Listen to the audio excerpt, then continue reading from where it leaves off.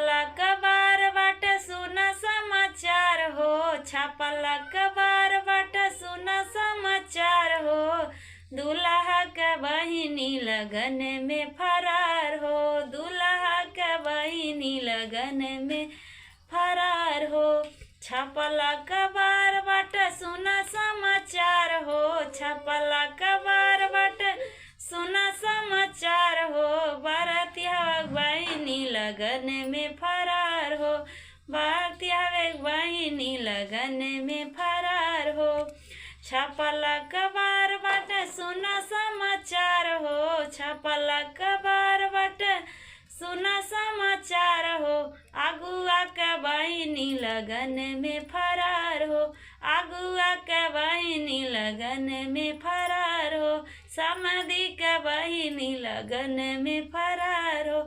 छापला कबार बाट सुना समाचार हो, अगुआ का बहिनी लगन में फरार